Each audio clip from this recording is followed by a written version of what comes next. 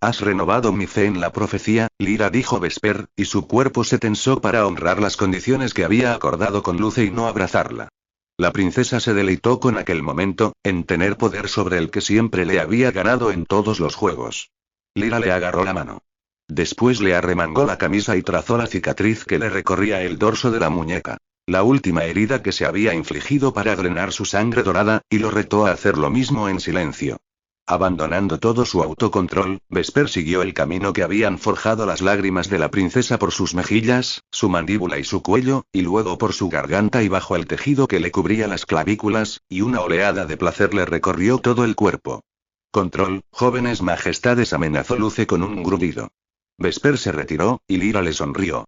Ahora tenemos nuestra propia barrera mágica, comentó mentalmente solo para el príncipe. Los músculos de la garganta de Vesper se contrajeron cuando tragó saliva. Tienes razón. ¿Os importaría compartir la conversación con todos nosotros? Preguntó Luce. No montará conmigo en Lante, respondió Vesper, y no desvió la mirada de la joven. Ella nos guiará, para que todos los ojos se posen sobre Lyra. Todos estos años, nuestros reinos han esperado recibir a la princesa de la profecía, han deseado presenciar cómo se desarrollaba un cuento de hadas ante sus ojos. Y eso es lo que les daremos. Una princesa iluminada por la luz plateada de la luna, una superviviente de cenizas y espinas cruzando las verjas del castillo, triunfante, montada en un ciervo de la bruma, la personificación de la esperanza. 29. Clavos, estrellas y recuerdos latentes. 6 horas después de que el heredero de Nereced despertara, su hermana, su soldado de confianza y 4 rastreadores emergieron de la cueva Rigamort para demostrar la teoría del príncipe de la explosión de vida que había sanado su sangre y que había derretido la nieve, y volvieron al pueblo con mucho más que respuestas. Regresaron con otro milagro. En cuanto llegaron a casa, el príncipe Vesper ordenó a sus rastreadores que les dijeran a los pregoneros del castillo que hicieran sonar las trompetas. Atraídos por el sonido, la nobleza, los sirvientes y los huéspedes honoríficos volvieron a la realidad de su estupor inducido por los festines y las ceremonias, y se reunieron en los jardines bajo las estrellas o sacaron las cabezas por las ventanas hacia el terreno cubierto de nieve que se extendía más allá de la verja. Cuando la procesión emergió entre el paisaje blanco, las trompetas sonaron más fuerte, e hicieron temblar las paredes del castillo. Hacía 5 años que los nerecedinos esperaban aquel momento. La finalización de la profecía. Una princesa que salvara al príncipe, sanara sus tierras y uniera los cielos de nuevo. Ahora había 2. Una dentro del castillo, observándolo todo desde una torre, cuyo pelo plateado y voz de pájaro cantor supuestamente habían curado al príncipe y habían hecho que un camino de flores brotaran del suelo y derritieran la nieve. Y otra cuyo pelo brillaba como el metal líquido bajo la luz de la luna, en medio de los vientos fuertes de la ventisca, mientras montaba sobre un ciervo de la bruma majestuoso hacia la verja de la fortaleza, atravesando los montículos de nieve tan espesos que cubrían las piernas del ciervo hasta sus rodillas. El príncipe y su tropa de 3 la seguían en sus córceles, con 5 ciervos de la bruma más siguiéndolos. Se corrió la voz, a través de los pregoneros, que aquella última princesa, un espectáculo de encaje brillante, piel reluciente y ojos morados que brillaban de color ámbar en la oscuridad, era la verdadera liberadora del príncipe. Que había cruzado las tierras más yermas del territorio después de vencer al Grim con su marea de flores y luz solar. Tenía el cuerpo cubierto de cicatrices y arañazos como prueba de ello, y también se había ganado el respeto y la lealtad de los seres de más bajo nivel y de menos confianza de su mundo, lo cual explicaba por qué un desfile de duendes de la escarcha caminaban detrás de los ciervos de la bruma en una muestra de solidaridad poco común en ellos. Era difícil refutar la veracidad de las historias de aquella nueva princesa, ya que iba montada sobre una criatura indomable y encantada que no había salido de la cueva Rigamor desde hacía siglos. Como la mayoría de los nerecedinos nunca habían visto aquellas criaturas solitarias, la aparición de 6 de ellas les inspiró una mezcla de esperanza, confusión y euforía. El castillo zumbaba con debates entre los eldorianos y los nerecedinos sobre qué chica era la verdadera princesa de la profecía. Todo el mundo tenía su preferida. Pero ¿cómo escogerían entre las 2? ¿Cómo podían estar seguros? Solo una princesa podía casarse con el príncipe, y solo la pareja de la profecía podría unir los cielos de nuevo, lo cual era la consideración más crucial de todas. Lo bastante importante como para que una sentencia de muerte flotara en el aire entre ellas, esperando a la chica que demostrara ser una impostora. Los consejos de los 2 reinos lo decidirían. La anticipación era palpable entre las multitudes que se reunían en el pasillo que llevaba al gran salón mientras esperaban a que se llegara a un veredicto tras aquellas puertas cerradas. Ninguna de las princesas atendió la reunión. Estaban aisladas cada una en sus propias torres, con las puertas vigiladas por guardias del Doria y Nerecet. Una de ellas era una impostora, así que no podían confiar en ninguna de las dos para hablar en su defensa hasta que demostraran su derecho al trono de Eldoria con pruebas creíbles.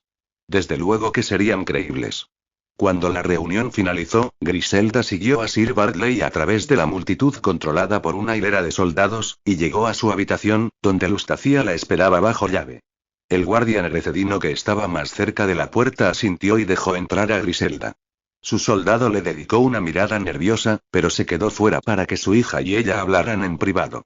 En cuanto la puerta se cerró, Lustacia se levantó de la mesa donde estaba comiendo. Acto seguido, sus duendes de sombra se abalanzaron sobre el plato de comida. Como eran medio corpóreos y medio espíritu, aún requerían pequeñas dosis de alimento. Los duendes dejaron trozos de pastel de pescado y manchas de salsa por toda la mesa tras su paso. Griselda los observó con desaprobación por su falta de modales. ¿Y bien?, preguntó Lustacia, y se limpió la boca con un pañuelo. Se había cambiado y ahora llevaba un vestido aterciopelado como de color azul oscuro con abalorios en el cuello y las muñecas. ¿La has visto de cerca? Sus ojos se parecían mucho a los de Lyra. Incluso desde aquí se veía cómo brillaban en la oscuridad mientras atravesaba la verja principal, añadió, y arrugó el pañuelo entre sus manos. Un brillo igual que el de las demás criaturas de la noche. Griselda se dirigió a una silla y se quitó los guantes y el tocado, aún perturbada por el recuerdo de la procesión. Una inquietud que aumentó cuando los cuernos le dolieron ante la llegada de los ciervos. Muéstrame a un solo nerecedino, aparte del príncipe, que no tenga aquellos ojos de lobo espectrales. ¿La has oído hablar? Si tiene voz entonces estaremos a salvo, ¿verdad? No estaba en la reunión. Está encerrada en una torre, como tú. Lustacia tiró el pañuelo al suelo y se hizo una trenza.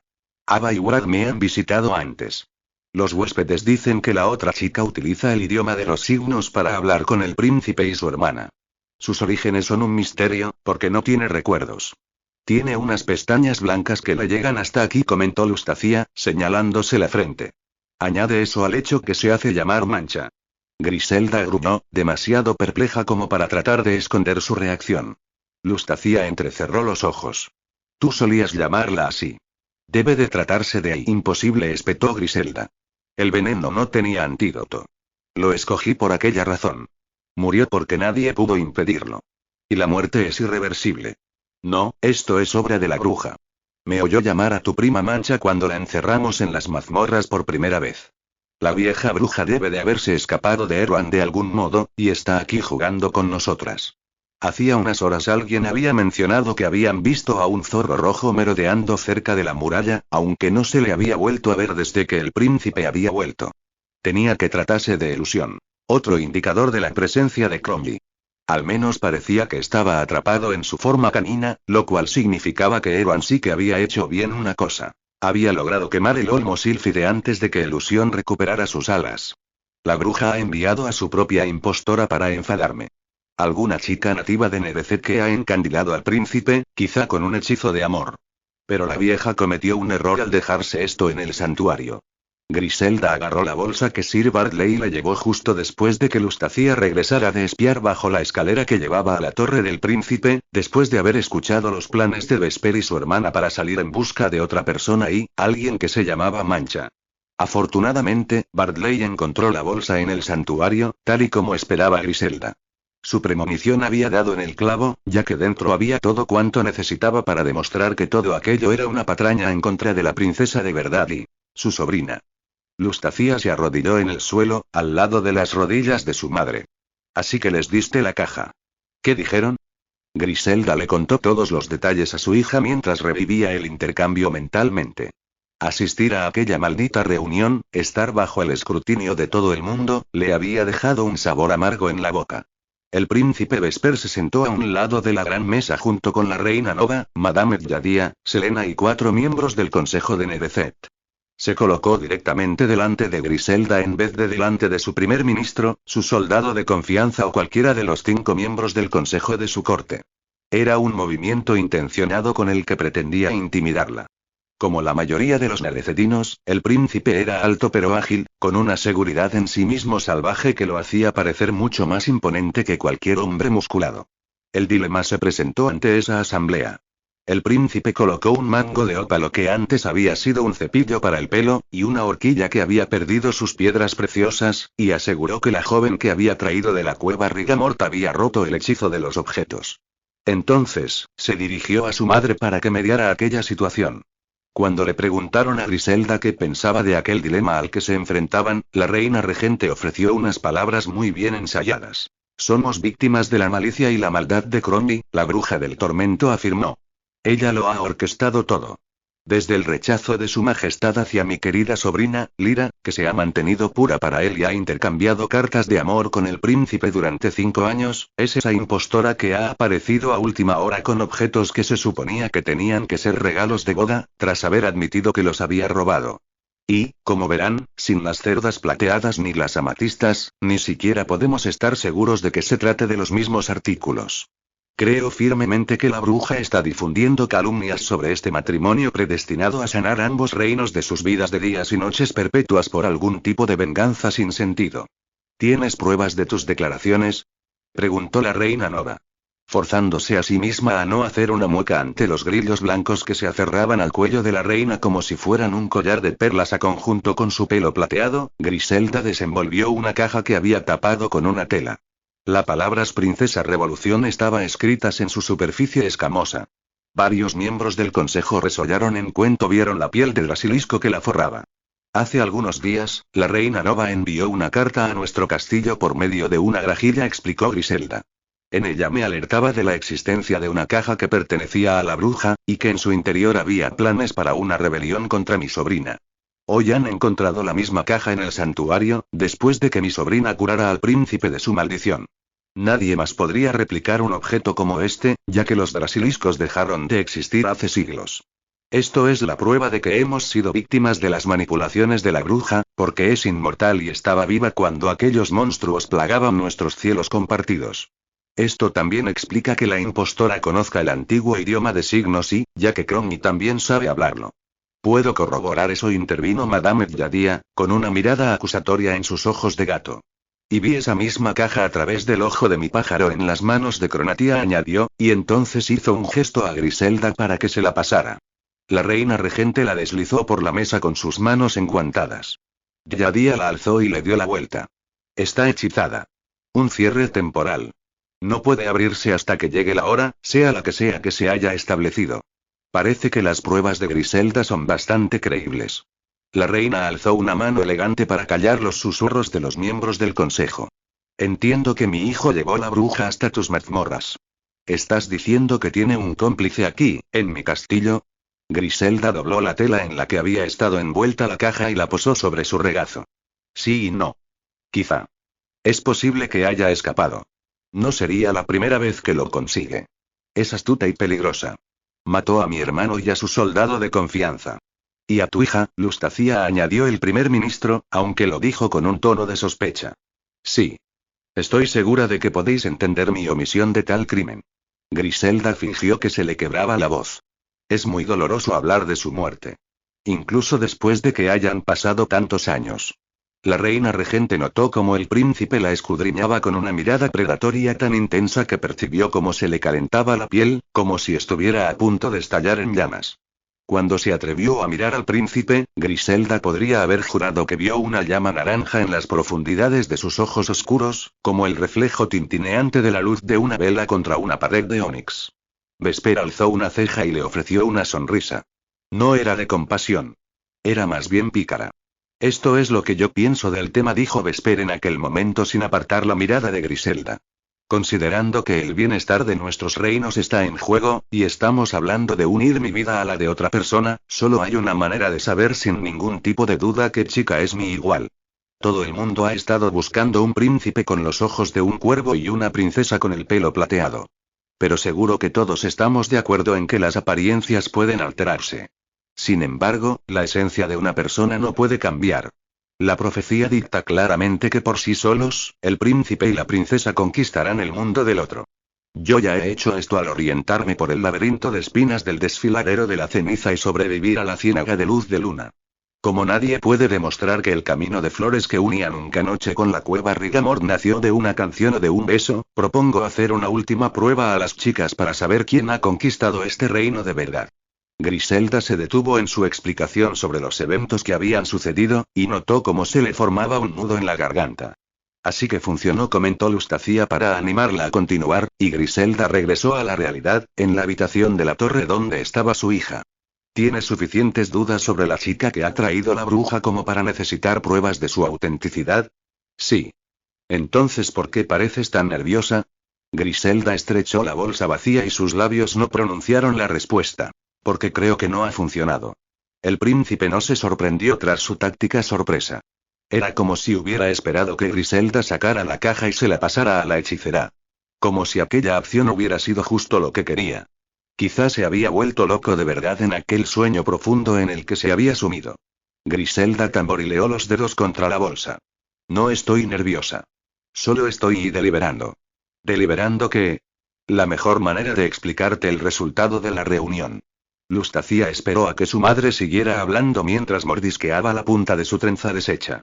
El príncipe hizo la observación de que la profecía tenía algunos detalles problemáticos respecto a las apariencias. Que la única manera de determinar quién era la princesa era ver quién era su igual en todos los sentidos. La joven debe tener el valor y las agallas para conquistar este mundo. Lustacia escupió el mechón de pelo de su boca. Eso es ridículo. ¿Cómo se supone que alguien puede demostrar algo así? Aquí es tradición que los hijos del rey y la reina y los miembros del ejército crezcan aprendiendo cómo enfrentarse a las dificultades de este reino.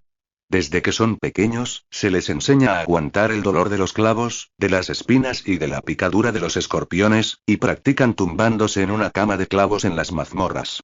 ¿Qué? Gritó Lustacia. ¿Tengo que enfrentarme a un aparato de tortura?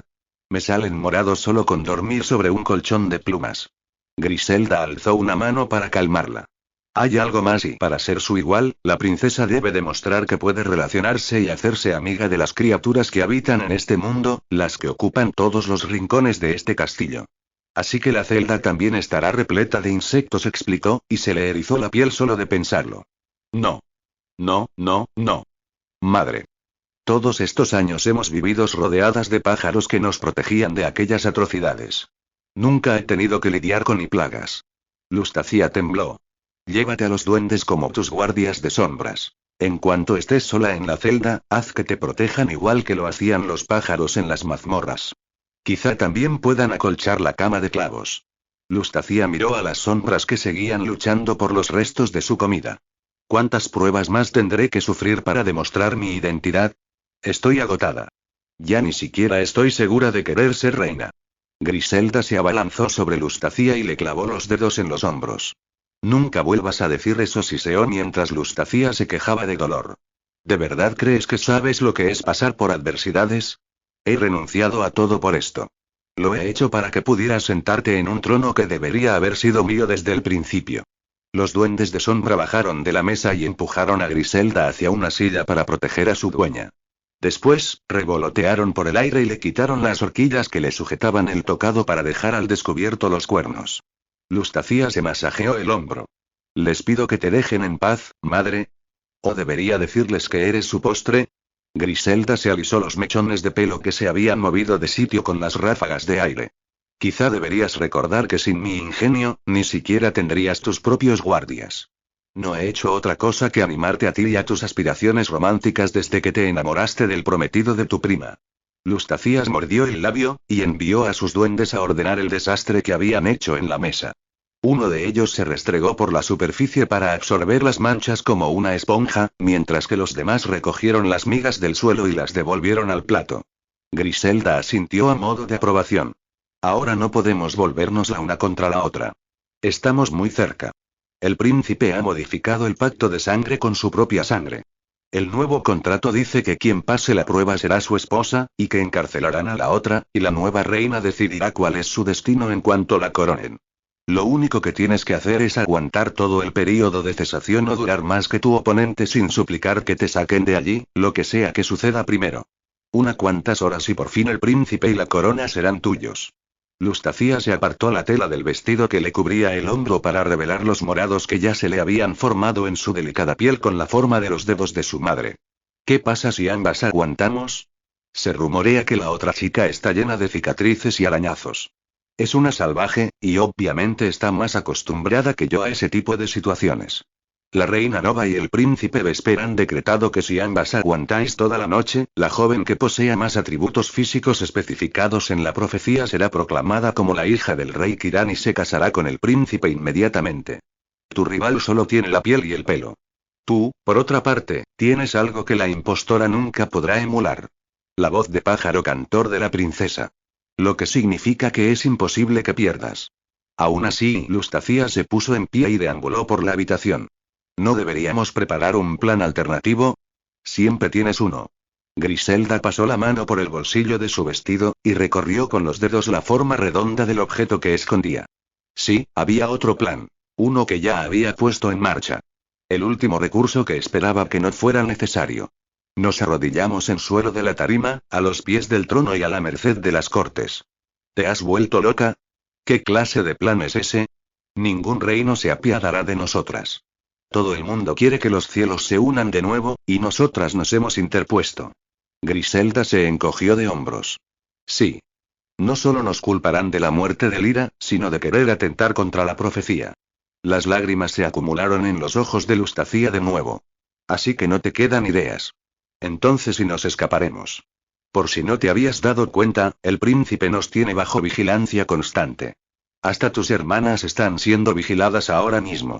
Pero podríamos utilizar mis sombras. Al menos podrían ayudarnos a llegar hasta las murallas del castillo. Fuera hay una tormenta de nieve.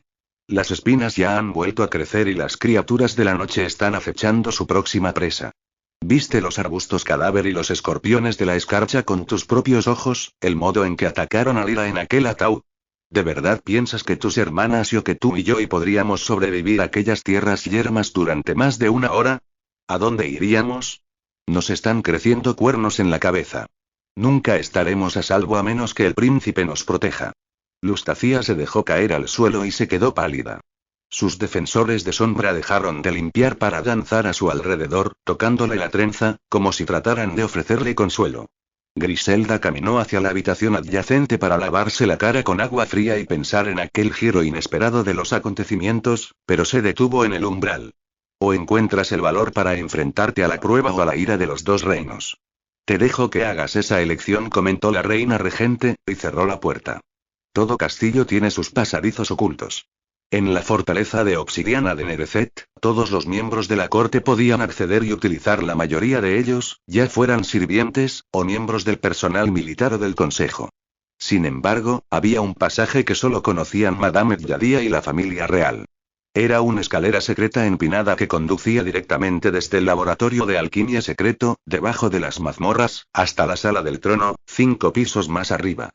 Lo creó Labsrimosa hacía siglos, y permitió que su madre le hiciera llegar los informes y encargos del rey más fácilmente. Si no, habría tenido que bajar 4 tramos de escaleras de caracol hasta las mazmorras, pasar varias celdas y luego tener acceso a la entrada mágica a través de una pared impermeable para luego bajar otro tramo de escaleras hasta el laboratorio de su hijo. El pasadizo de Labsrimosa hacía que el camino fuera al menos 10 minutos más corto, y también tenía como beneficio el hecho de que ofrecía una entrada a las mazmorras sin ser visto por nadie que estuviera merodeando las zonas comunes del castillo. Aquello resultaba bastante útil, ya que el éxito de la prueba para la princesa dependía exclusivamente de meter a Lyra en una celda sin que nadie la viera. Y como ya había muchos espectadores por los pasillos, los salones y las antecámaras para esperar el destello del amanecer en el cielo que simbolizaba que el período de cesación había finalizado, cualquier otra ruta no hubiera valido. Lyra, vestida con una túnica y unos pantalones y el pelo escondido bajo un pañuelo, tomó el pasadizo secreto con Vesper media hora antes de que la prueba comenzara. Ciprián los siguió unos pasos por detrás, ya que, entre quejas, Luce lo asignó como carabina temporal de Lyra, ya que el sílfide estaba en medio de una reunión clandestina con la Madame Yadia en otra parte del castillo, y Selena tampoco había estado disponible. Con su propio papel en aquel gran engaño, la hermana del príncipe se quedó en la habitación de la torre de Lyra para esperar a los soldados que vendrían a escoltar a la posible princesa junto con su rival en una procesión para bajar los 12 pisos que separaban las torres de las mazmorras. Mientras tanto, Lyra, Vesper y Ciprián cruzaron el laboratorio de alquimia secreto para subir las escaleras hasta la entrada mágica que les llevaría hasta el pasillo de las mazmorras. A medida que pasaban junto a candelabros que iluminaban la oscuridad para que Vesper pudiera ver el camino, Lyra trató de quitarse la imagen del laboratorio de la cabeza. El espacio polvoriento y lleno de moho, ruinas y escombros era una muestra triste del esplendor del que había gozado aquel lugar cientos de años antes, bajo las manos de un mago experimentado. Aunque los pergaminos históricos de Nevezet no ofrecían muchos detalles, Vesper le había contado que aquel destrozo se había causado cuando la tierra se abrió para tragarse a Nevezet, matar a Laxrimosa y condenar al pueblo de Vesper a una vida de noche eterna y hielo. Las ruinas le habían recordado al ir a su paseo junto al lago de cristal, la primera y la única vez que había visto su reino de cerca, estrangulado por unas vides monstruosas y flores atroces. La princesa deseaba con todas sus fuerzas que la luz de la luna iluminara los cielos del Doria de nuevo, pudriera la plaga de Madreselva e hiciera que el castillo de mármol brillante recuperara el resplandor que siempre había tenido. Anhelaba ver a su pueblo en el exterior jugando, trabajando y viviendo. Igual que deseaba que el sol curara la enfermedad que sufrían muchos nerecetinos, para que el pueblo de Vesper volviera a tener la vitalidad que se le había robado. El príncipe y ella habían hablado extensamente después de la reunión, y habían cenado con Selena, Luce y Ciprián, que habían usado un pasaje secreto hasta su habitación, y habían comentado sus preocupaciones sobre sus reinos y su pueblo. A ambos les preocupaba que una simple unión sin importar lo sagrada que fuera pudiera reunir los cielos de nuevo. Pero como todo el mundo tenía mucho que perder si la magia fracasaba, Vesper y Lyra llegaron al acuerdo de limitarse a amarse, confiar el uno en el otro y tener fe en la profecía. Lo cual los llevó a la situación en la que se encontraban en aquel momento. Cuando llegaron a la pared impasible, Vesper manipuló una hilera de piedras, utilizando el código que Yadia le había proporcionado. La barrera se abrió hacia las mazmorras, y los tres entraron. Los nervios de Lyra se convirtieron en náuseas, y la joven se arrepintió de haberse comido aquella ración de ciruelas en agua de rosas. Con el jabalí asado ya le habría bastado. Era solo que había sido tan agradable tener comida caliente sobre la mesa y sentarse en compañía de personas con las que podía conversar y bromear, que se había olvidado de su estómago hasta que estaba lleno a rebosar. Después de pasar por delante de 15 celdas, Vesper se detuvo. Ciprián retrocedió un paso. No quiero meter prisa, Majestad, pero será mejor que sea breve y poco intenso, pidió el soldado. No quiero enfadar al sílfide que puede sentir todos mis deseos y convertirlos en una fuerza irresistible. Por el bien del honor de mi hermana, te lo concederé, contestó el príncipe, y sonrió. Ciprián le devolvió la sonrisa. ¿Sabes? Una habilidad como esa sería formidable para las estrategias militares. Quizá un día en el futuro, nuestra reina utilice su persuasión con su guardián para convencerlo de que se convierta en una fuente mágica para nosotros. Lyra alzó una ceja. Lo consideraré, dijo con las manos. Pero solo si te das la vuelta y nos ofreces la ilusión de privacidad. Al fin y al cabo, no pueden culparte de lo que no ves. Ciprián rió y dio media vuelta. Bien jugado, comentó Vesper a modo de broma. Nunca pensé que recogería los frutos de una diplomacia cívica perfeccionada en el mercado negro. Lyra se encogió de hombros. Si no recuerdo mal, pensabas que mis lecciones sobre cómo negociar eran una pérdida de tiempo. Parece que le debo las gracias a Luce por eso también. Inclinó la cabeza hacia un lado mientras reflexionaba. No se lo diremos. Lyra sonrió mientras buscaba entre los pliegues de su ropa un conjunto de llaves oxidadas, que tintinaron en su llavero cuando Vesper las utilizó para abrir una puerta de madera. Esta es. Las bisagras crujieron en cuanto la empujó. Los candelabros del pasillo iluminaron el espacio con un haz de luz naranja, y revelaron todo lo que Vesper había preparado para la princesa. La sonrisa de Lyra desapareció cuando contempló el interior de la celda. El hedor a humedad y sudor, el ruido de las alas de las polillas que volaban por el espacio, los ratones negros que correteaban entre cientos de arañas brillantes que cubrían el suelo. Otras colgaban de las telarañas plateadas del techo que parecían estrellas, yuxtapuestas contra piedras grises. La belleza de aquellas constelaciones luminiscentes casi la convenció para entrar, hasta que se fijó en el instrumento de tortura que descansaba junto a la pared. Estaba abierto, y el interior estaba forrado de clavos. Era tal y como Vesper lo había descrito, y se parecía a un ataúd. Lyra tensó la mandíbula para evitar que le temblara. Lo siento, y sé que te recuerda a tu llegada al desfiladero. La princesa negó con la cabeza. No lo recuerdo. Solo siento una sensación de terror. Algo que no debería saber. Si pudiera agarrarlo, podría deshacerme de ella.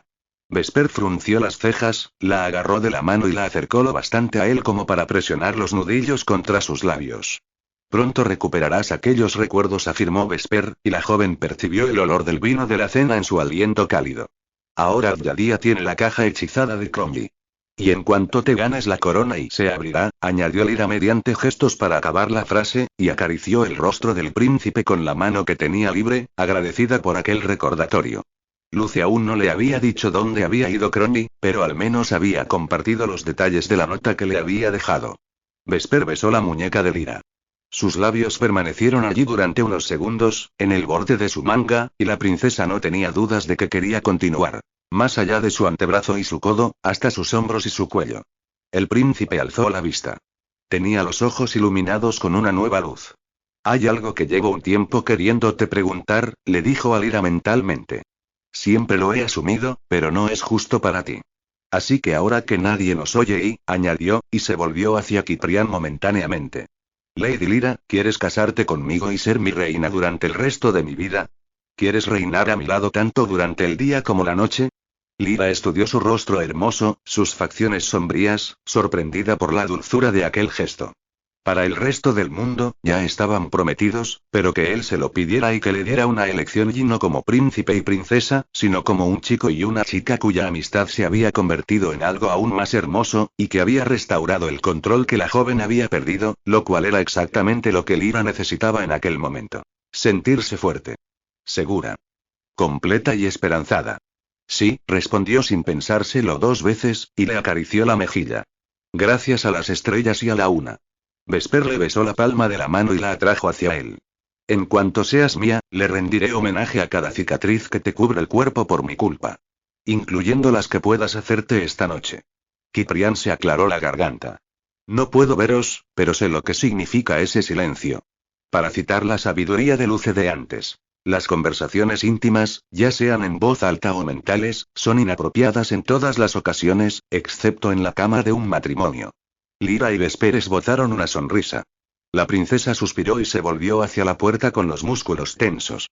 Puedes hacerlo, Lyra, la animó Vesper. Eres la chica más valiente que he conocido en mi vida.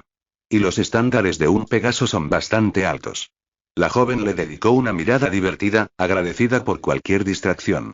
Un ruido repentino de gritos y rugidos estalló en los pisos de arriba, indicando que la procesión había empezado. Es ahora o nunca, dijo Vesper. De acuerdo, contestó la joven. Lyra permitió que el príncipe la agarrara por el codo para no perder el equilibrio mientras se quitaba los zapatos. Para no romper las patas frágiles de las arañas, explicó. Vesper asintió. Quemadura había estado presente cuando la señora Penumbra predijo la última prueba de Lyra para encontrarse a sí misma. Caminar entre las estrellas y vestirse de espinas. Por lo que aquello no había sido una sorpresa para ninguno de los dos. Pero solo en aquel momento todo cobró sentido. Lyra le entregó sus zapatillas a Vesper para que las escondiera, y luego lo contempló por última vez. Aquella chispa seguía brillando en sus ojos oscuros, y reflejaba orgullo. La joven se puso de puntillas y lo abrazó. El príncipe la estrechó con firmeza, y enterró su rostro entre su cuello y el pañuelo que lo rodeaba antes de apartarse y animarla a cruzar el umbral. En cuanto entró en la celda, la puerta se cerró con un golpe seco. Un sonido que resonó por las mazmorras como si fuera un suspiro solitario. Pero Lyra no estaba sola. Los ratones gemían a su alrededor, grises como las piedras de la estancia. Los ojos se le iluminaron para potenciar la tenue luz que emanaba de las constelaciones de arañas. Las sombras emergieron de los rincones. La princesa las había visto siguiéndola en su camino hasta aquí, pero no la habían molestado, como si hubieran sido conscientes de que tenían que esperar aquel momento para intervenir, cuando Lyra las necesitaría más. Animada por su presencia, la joven arrastró los pies mientras avanzaba para no pisar ninguna criatura de la noche. Sus pies estaban tan fríos como el suelo de la celda. Las polillas revolotearon hasta la cama de clavos, como si pretendieran guiarla hacia allí. Los gritos se intensificaron en el pasillo. Ya estaban prácticamente fuera de su celda. Una sensación de urgencia hizo que Lyra se apresurara en tomar los últimos pasos hasta que se situó lo bastante cerca como para tocar los clavos con la mano. El corazón le latió con fuerza, anticipando los pinchazos que recibiría por todo el cuerpo. Vesper le había informado sobre los puntos de presión y le había explicado cómo posicionarse para sufrir el mínimo dolor posible. Lyra se tumbó sobre los clavos y trató de quedarse quieta.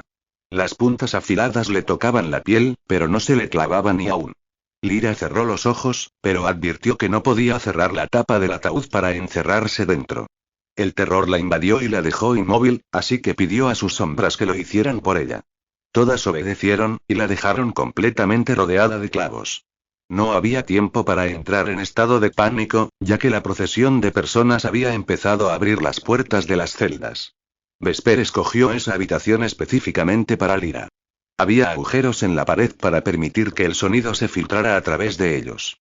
Era una táctica para las interrogaciones. Encerrar a 2 o más criminales juntos y dejar que los guardias se escondieran en las celdas de al lado, esperando a que los criminales pensaran que estaban solos y confesaran sus crímenes. Lyra oyó cómo se cerró la puerta de la celda, y luego esperó, tratando de mantener su respiración lo más superficial posible para oír la señal. Una oleada de quejidos rompió el silencio. Sé útil. Limpia la casa para mí, dijo una voz de pájaro cantor entre gruñidos. Lyra apretó los dientes contra su anhelo de escapar de los confines del ataúd. Pero se forzó a sí misma a relajarse y a esperar. Se oían pasos y el sonido inconfundible de los ratones. El ruido de las alas de las polillas emergió después, pero desapareció cuando los insectos se posaron sobre las paredes. Un par de zapatos deambularon por el suelo, y se detuvieron en el borde de la cama. Uno de vosotros aquí y necesito un cojín. Lyra se tensó instintivamente, lo bastante como para que un clavo se le clavara en la espinilla. Una sustancia cálida brotó de la herida, pero la joven no se movió, incluso cuando la chica levantó la tapa. Tumbada como un cadáver, Lyra esperó oír el resuello sorprendido de Lustacia, y luego abrió los ojos para que su brillo ámbar se apreciara en la oscuridad. Lustacia gritó. Retrocedió a toda prisa y se cayó de espaldas. Lyra rodó de la cama de clavos hasta el suelo. Luego se puso en pie y se cernió sobre su prima. Se quitó el pañuelo para dejar su melena al descubierto y alzó los brazos para que sus polillas y sombras fueran a jugar con ella. Las criaturas de la noche formaron un torbellino e hicieron que los pliegues del vestido de Lyra se movieran como si fueran llamas plateadas. Mi voz y mi vida y mi reino. Las polillas transportaron aquel mantra hasta los oídos de Lustacia con la ayuda de sus alas. Lyra. Gritó la joven, y rompió a llorar mientras se colocó boca abajo, a los pies descalzos de Lyra. Por favor, protégeme. Exclamó, y unas siluetas oscuras se abalanzaron sobre su prima como si quisieran protegerla. Las sombras de Lyra las apartaron y las empujaron hacia los rincones de la celda. Lustacia gritó de nuevo cuando las arañas se dejaron caer del techo y rodearon a la joven con sus cuerpos brillantes sin llegar a tocarla. Nunca quise matarte. Exclamó, y prácticamente se ahogó en sus propias lágrimas desesperadas.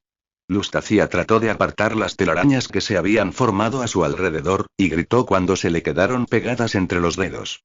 Nunca quise que te hicieran daño y no disfrutaba de ello como grateaba. Lustacia tragó saliva y se limpió las manos en su vestido. Todo fue idea de mi madre. Ella, Erwan y Bartley son los responsables. Mira lo que le han hecho a los duendes. Lustacia señaló con un dedo tembloroso a las 5 siluetas negras que las sombras de Lyra habían empotrado contra la pared. Madre se volvió loca con el poder y la magia. Quítale los guantes, encontrarás la prueba de sus crímenes. Y a mí también me hizo algo abominable y peor de lo que te puedas imaginar. Lustacia se apartó las trenzas y le dejó ver a Lyra sus cuernos incipientes. 2 bultos del tamaño de un guisante en la parte superior de la cabeza. Me están saliendo cuernos. Todo porque tuve que bañarme en polvo de cornamenta. Todo para parecerme a ti. Me estoy convirtiendo en una bestia. El príncipe me odiará para siempre. Por favor, ¿acaso eso no es castigo suficiente? Suplicó, y un sollozo le quebró la voz melódica. Lyra sintió cómo le hervía la sangre al oír la confesión. Griselda había matado a los ciervos enfermos de Vesper y les había arrancado los cuernos para que Lustacia tuviera la piel más pálida. Lyra rebuzó. Siguiendo sus órdenes, un grupo de ratones se metieron por las mangas, el cuello y las faldas del vestido de Lustacia. Sus siluetas corretearon bajo su traje oscuro, como si fueran nubes de lluvia cruzando un cielo nocturno. Lustacia gritó, se puso en pie y golpeó el vestido para deshacerse de la plaga.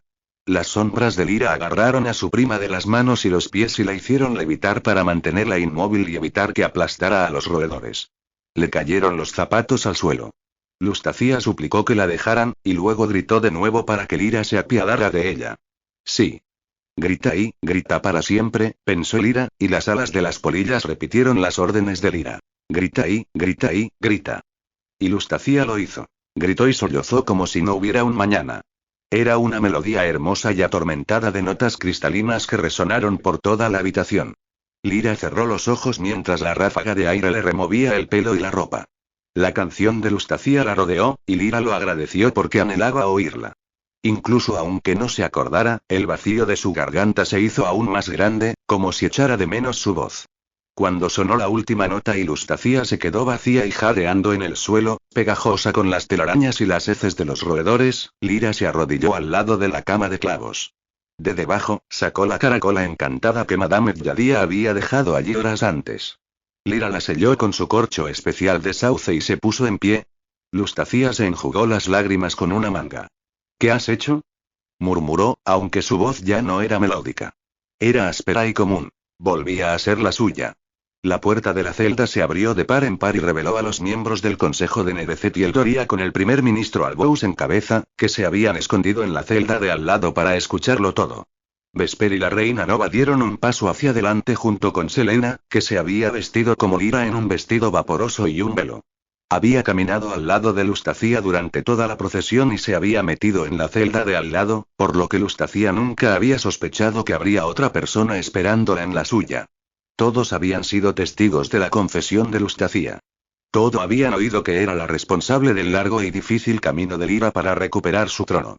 Los espectadores bajaron por las escaleras, entraron en el pasillo y llenaron las mazmorras. Los rumores sobre lo que había sucedido se extendieron rápidamente por todo el castillo. La prima de Lyra se incorporó y tembló mientras los demás la observaban. Vesper, por favor. No quiero que salga ni una sola palabra más de tus labios mentirosos, gruñó. Será mejor que te acomodes. Esta será tu nueva habitación durante esta noche. Pero tranquila, tu familia vendrá a hacerte compañía en breve. Aunque no estoy seguro de si serán muy receptiva, considerando que acabas de traicionarla. Vesper extendió una mano hacia Lyra. La princesa estrechó la caracola contra su pecho para mantener a salvo sus contenidos, y luego pasó por encima de los zapatos de Lustacía. Vesper la rodeó con firmeza y dejó que se apoyara en él, agotada y temblorosa. Las arañas desaparecieron entre las grietas de las piedras de la pared, y los ratones y las polillas salieron volando por la puerta abierta y dejaron a Lustacía con sus duendes malditos y las sombras de Lyra vigilándoles. La puerta de la celda se cerró de golpe, y el sonido del llanto monótono y discordante de Lustacía persiguió a Lyra y a su príncipe mientras se alejaron por el pasillo de la mano. La multitud se apartó para dejarlos pasar y los siguió escaleras arriba, asombrados y estupefactos. 30. El resplandor de la felicidad y la congoja. El éxito de la prueba de la princesa se ganó el respeto de Luce hacia las cortes, ya que mostraron sus talentos oscuros casi tan bien como su lealtad hacia la verdadera heredera de Eldoria. Antes de que Luce se hubiera marchado con Vesper hacia la cueva Rigamor, había adoptado su forma etérea y había entrado en la habitación de Griselda. Utilizando su habilidad para influenciar los deseos de los demás, plantó la idea en la mente de la reina regente de que quizá había algo en el santuario que le podría dar algo de ventaja. Cuando Sir Bartley encontró la caja, la reconoció, ya que la reina Nova la había mencionado en la carta que les había enviado, y su confianza en sí misma y en sus planes aumentó considerablemente. ¿Quién sino Crowny podía estar detrás de todo esto? Griselda había estado demasiado distraída por su rivalidad con la bruja, demasiado segura de sus poderes con las pociones y los venenos como para sospechar que Lyra podría haber sobrevivido. Por lo tanto, permitió que Lustacía se enfrentara a un reto que nunca podría ganar. El grito de Griselda de juego sucio, por muy hipócrita que fuera, le había dado la oportunidad de mostrar a los dos reinos qué había hecho, en vez de dejar que Vesper tuviera que convencerlos. Era una manera mucho más efectiva de que Nevezet y Eldoria apoyaran a su única reina y quisieran ganarse su lealtad. Dejarles escuchar la confesión de la voz de pájaro cantor en la que habían puesto toda su fe. En cuanto los soldados del príncipe atraparon los otros 4 cómplices, la multitud zumbaba con ganas de presenciar las ceremonias que por fin volverían a unir las dos luces del cielo. Sin embargo, Vesper proclamó que la princesa estaba agotada después de tener que demostrar su autenticidad, y que deberían dejarla que se retirara a su habitación en la torre durante el resto del período de cesación, donde podría darse un baño caliente y descansar con un cojín bajo la cabeza y un colchón de plumas bajo el cuerpo por primera vez en 5 años. Con aquello, el castillo se sumió en un silencio tan sereno como la nieve que caía al otro lado de las ventanas, y los ocupantes se retiraron a sus propias camas. Cuando el período de cesación terminó, el día más importante de la historia empezó bajo el cielo nocturno de Nevezet. Había 3 cosas importantes que tenían que suceder. Una coronación conjunta, la sentencia pública de los prisioneros responsables del intento de asesinato de Lady Lyra y, por supuesto, la boda. Madame Yadia determinó que el mejor momento para realizar la ceremonia era durante el destello del amanecer, y todo el mundo esperaba que aquello invocara el fenómeno ideal que uniría los 2 reinos de nuevo. Tenía sentido, ya que era el momento preciso en que el Doria y Nevezet compartían una porción de sus cielos con el otro. Unas horas después de haberse despertado y vestido y de haber comido, los ocupantes del castillo ocuparon los pasillos y los salones, ansiosos por la coronación conjunta que estaba a punto de suceder. La ceremonia se llevó a cabo en la sala del trono. Un espacio cavernoso definido por paredes, un techo y un suelo de mármol negro con manchas plateadas. Los candelabros ofrecían una luz tenue, y los grillos cantaban. Las polillas revoloteaban por el techo abovedado, y algunas bajaban hasta los balcones que cubrían una pared del castillo de extremo a extremo, y ampliaban la estancia. Telas de color plateado y azul cielo decoraban toda la sala. Contra la pared del fondo había una gran tarima decorada con lazos dorados y rojos, entrelazados con una gran variedad de flores del arboreto de Nevezet. Los lazos, que eran de los colores del Doria, eran la contribución de Griselda en honor a la princesa, que por fin conseguiría su corona. Irónicamente, las hermosas decoraciones que habían colocado las manos de la reina regente para su hija le rendirían homenaje a la sobrina que odiaba. En el centro de la plataforma, había 2 tronos plateados contra una pared con pilares tallados en cristal oscuro y de la forma de vides espinosos. Las estructuras proporcionaban un posadero vertical para las salamandras reales que se aguantaban allí gracias a sus manos y pies con ventosas, como si fueran frutas de colores. Sus rayas, sus manchas y sus puntos brillantes y perlados destacaban contra el fondo negro, y llamaban la atención de los huéspedes. Siguiendo la tradición, los tronos también servían como sillas de coronación para los futuros monarcas. Lyra y Vesper estaban sentados uno al lado del otro, agarrados de la mano. A la izquierda de Lyra, el primer ministro Albous colocó la corona de la reina Arael de oro blanco y incrustada con diamantes sobre una tiara tan delicada como el encaje y la hiedra sobre la cabeza de Lyra. Seguidamente, la reina Nova hizo lo mismo con la corona de amatistas del rey Orión forjada de hierro negro y con forma de clavos con la punta plateada sobre la cabeza de su hijo. Aplausos y gritos de alegría resonaron por todo el salón, y las polillas y las salamandras se marcharon para buscar nuevos escondites. Los súbditos de ambos reinos formaron una larga fila para rendir homenaje al nuevo rey y a la nueva reina. Después, se organizó un festín en el gran salón. Unas 3 horas después, la multitud se había retirado por los pasillos, en busca de un lugar tranquilo donde echar una cabezada, o había emprendido un tour guiado por el arboreto, donde se realizaría la boda. Lyra y Vesper planearon una visita a la enfermería del castillo para los que estaban demasiado enfermos como para atenderla. Pero, antes de todo, se dirigieron al torreón Estrella, que estaba dentro de la torre más alta, para que Lyra recuperara los recuerdos que había perdido, ya que la caja se había abierto en cuanto Lyra había recibido su corona. Luce los acompañó por la escalera de caracol que ascendía hasta allí.